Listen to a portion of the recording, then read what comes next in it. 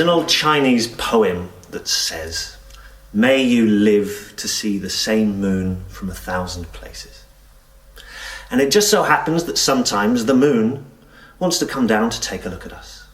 And this is what happened just outside Amsterdam, not so very long ago. The moon came down with a little cloak over her head.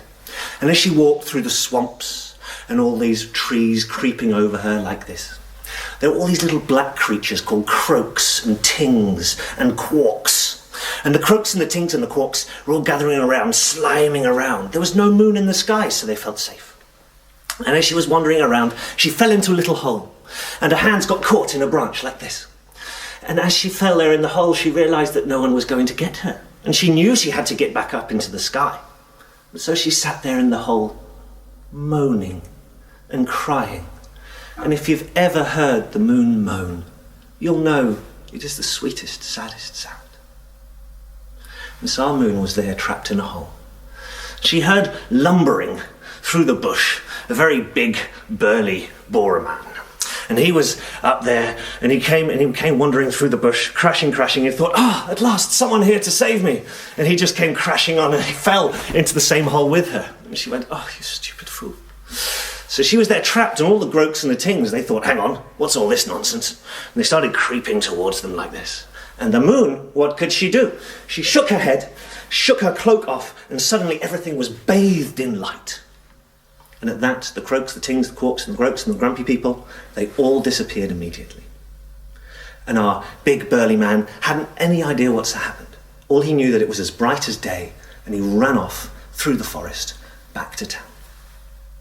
Now the moon was trapped there, and gradually the hood fell over her head, and all the groaks, the tings, and the grumpy people, they came back. And they thought, here's that moon, that one that keeps us the places we want to go and eat. And so what they did is they placed a very large stone over her, like this. She was trapped in the hole, and she couldn't get out. Now, 3 months passed. 3 long months, and of course people set to talking. In the taverns and in the alleyways, they were going, "Where's our moon? Where's our moon? She's gone. She's gone from all the places that we love. We have no light to see her." And all the groaks, the tings, and the grumpy people, they are all coming closer and closer. They are raiding our cellars. They are stealing our children. It's not a good state of affairs.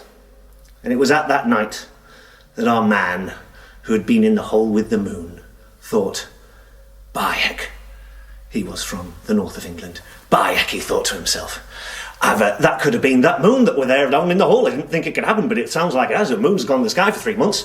I tell you what, I'll go to the wise woman and see what she has to say.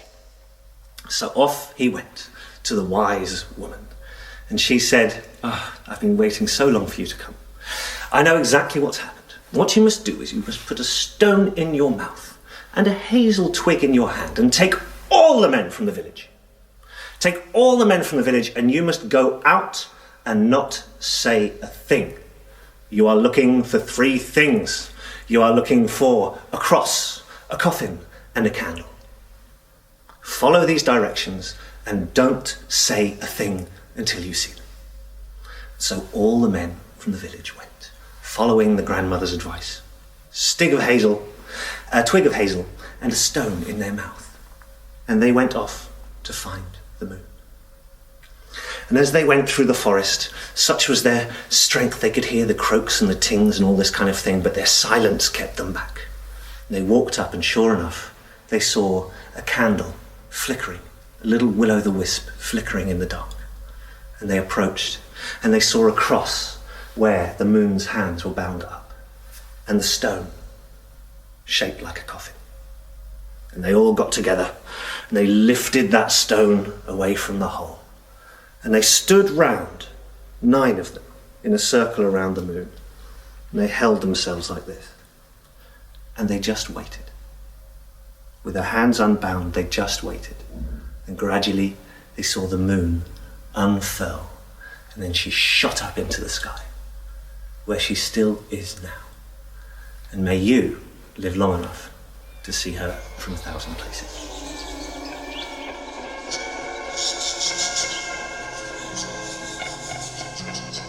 How did I get into storytelling?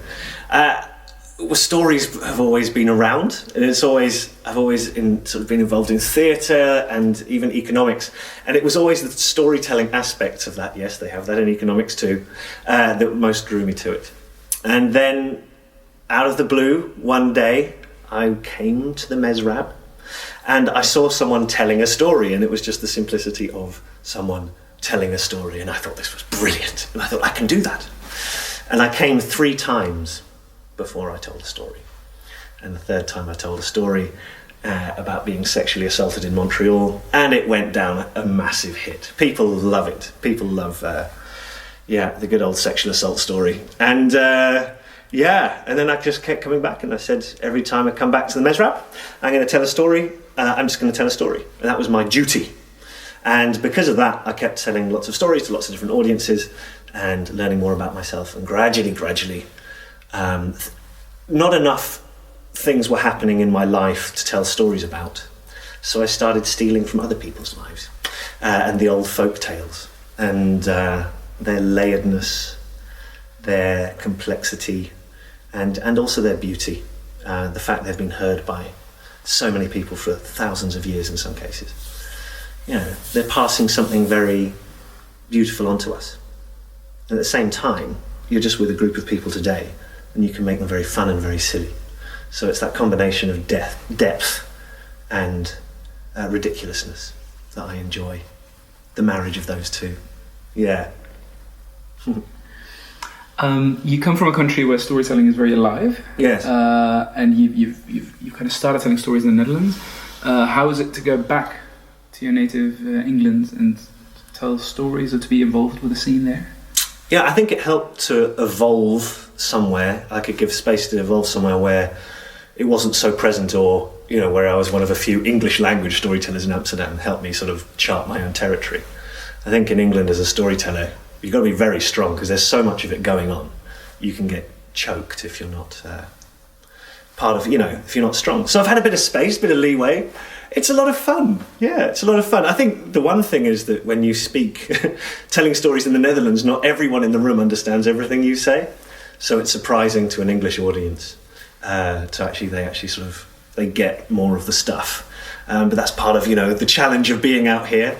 And I think not just the challenge, but what you have to adapt to, what that brings out in the storytelling is to just to meet people, whoever they are, wherever they are. So, yeah, I think it's been a blessing, but I haven't known another way, so